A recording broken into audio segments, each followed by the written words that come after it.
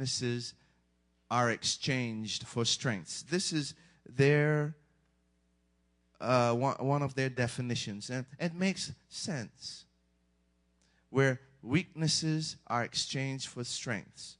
So both enter the relationship, the marital relationship, with strengths and weaknesses. And so where I am weak, there the wife should take over. And where the husband, she is strong, fine, she can continue that. But you exchange the weaknesses. For example, if the wife is an excellent organizer, excellent administrator, excellent with finances, I mean, the husband doesn't have to think, well, I'm the head of the house. I'm supposed to handle the money, and I'm supposed to do this. You make a mess. So you let her do it. But with communication, you won't have a problem, because you'll be communicating about it all the time. Some men are excellent at cleaning and, and the wife is a mess.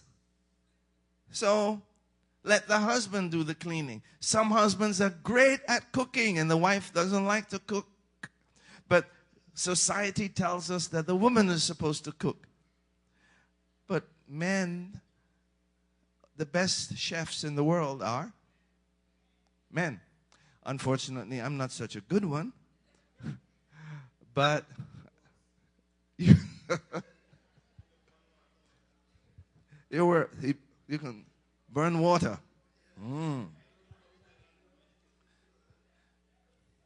All right.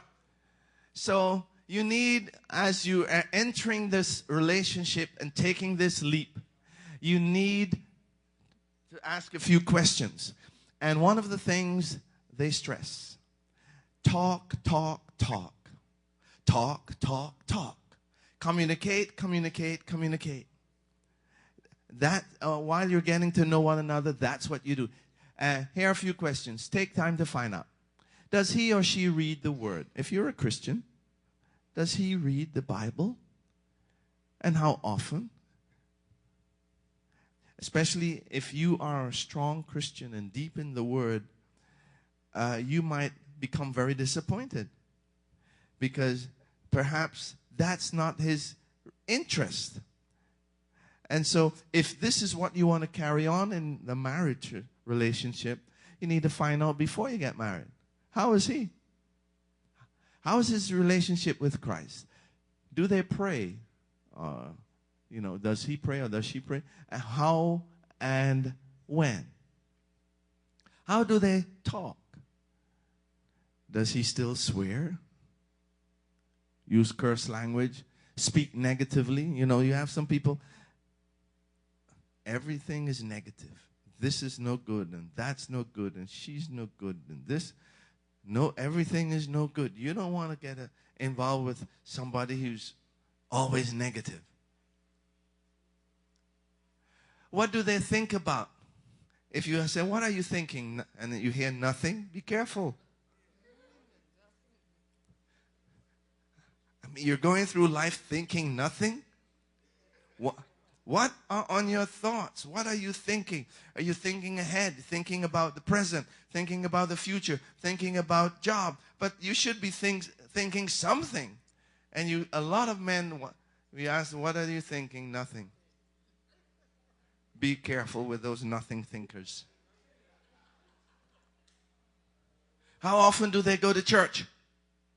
Why do they go to church? Is it because you go to church and they see you there? Or do they go to church because they want to be in the presence of God, presence of His people, and so forth? Do you have to push him or her to seek after God? If you are dating and you're constantly have to ask, oh, you're going to church today? Or you're talking about scripture and he doesn't even know what you're talking about? Be careful. Got to have the same faith and know the same God. To cut a covenant. To enter in a relationship where weaknesses are exchanged for strengths, okay? Strong marriages begin with strong individuals. 1 + 1 is 1. So you have to be complete in yourself. Know that you're unique. Know that you're special. Know that you can stand on your own. Know that you don't need somebody to complete you. And so then when you go into a marriage relationship, you're not there to become completed and satisfied by somebody else because you're waiting for somebody else to meet your needs. But you're there to complement each other, help each other. You're a helper. So he's supposed to help you, you're supposed to help him. Okay, let's get this next one. It's not going. Could you just touch it there, please? Okay. Marriage is a lifetime commitment that requires forethought, planning, continual maintenance, and should not be taken lightly or entered to. This is important.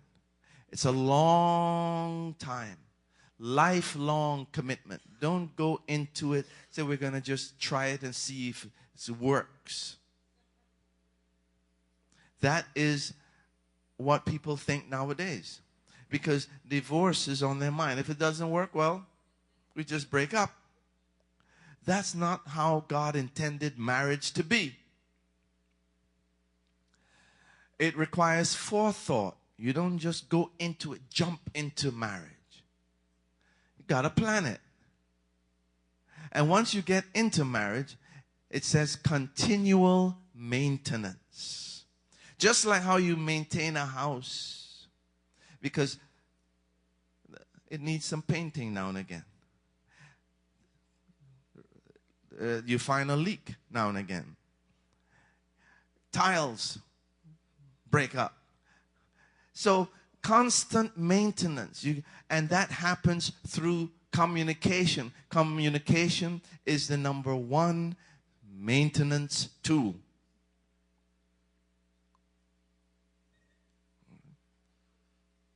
Okay, now we're just looking at marital vows. And you know these two, they made their vows. Didn't realize that, eh? You know those two? Who?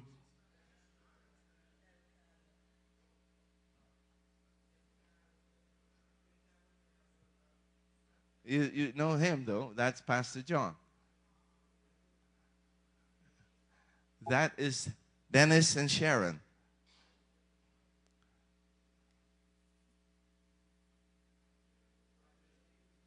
You know him? You know them? Andre and Kim?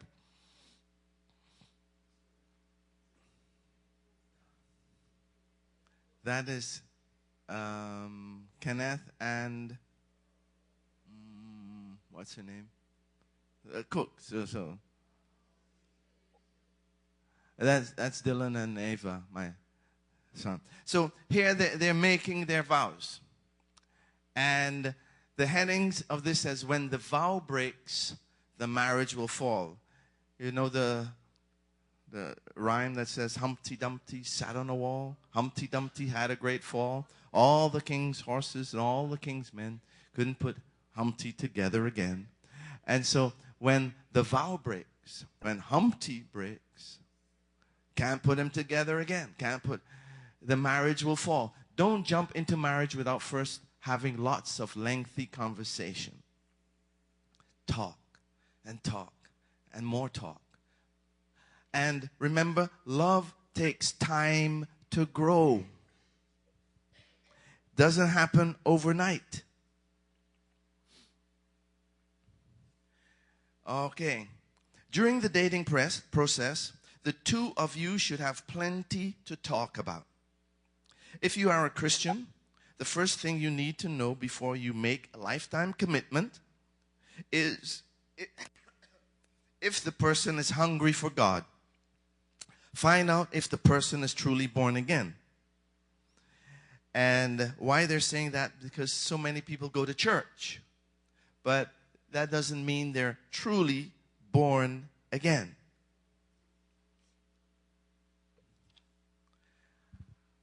And during dating and courting, spend a lot of time talking. Let me read in closing some things that he says to find out the true colors of somebody.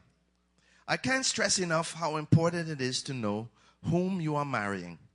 Just because you're dating with the intent of marriage or are already engaged doesn't mean that it's okay to let your guard down and stop observing the other person. On the contrary, the engagement period is the most critical period in your relationship because it not only allows you to see how your partner responds to the stresses of wedding planning, and wedding planning can be very stressful. It also gives you the opportunity to become closely involved with your future in-laws. That's important too, so that you can get along with your in-laws. There are several things you should watch out for during this period. For example, how does your man or woman treat the members of his or her family? How does he treat them? Does he talk disrespectful, rough, doesn't keep his promises, and so forth? Do they put the needs of their parents and siblings ahead of their own? So does father and mother and brothers come first? Their relationship to their family, how they talk to and treat one another, will give you a good indication of how he or she will relate to you once you're married. If they're cursing at each other, and you know, some families, strange enough, they talk so crude and so rough to each other, using swear language. If that's what's going on, is this what you want? How do they respond to challenging situations? Do they express their anger or frustration in positive ways? Or do they shout, throw items, make nasty comments, or give others the silent treatment?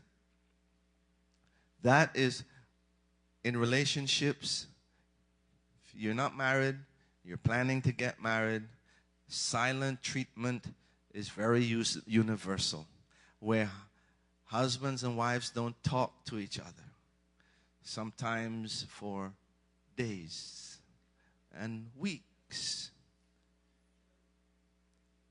Now that's the worst thing, the silent treatment. Are they quick to resolve problems, or do they allow those negative situations to fester? Be sure to discuss hot topics when you're dating. Hot topics such as your political affiliation, which party you belong to. Are we going to join? Whose party are we going to be married and still vote on different parties? Now, I believe that shouldn't be. I believe that someone, and mostly, the wife, should follow her husband as far as political affiliation is concerned. What about your stance on controversial issues such as abortion,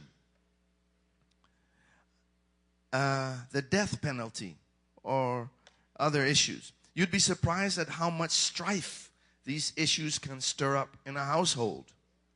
Remember, I believe I heard in St. Kitts, it goes like that you have political parties, and during election time, families are at odds with one another, and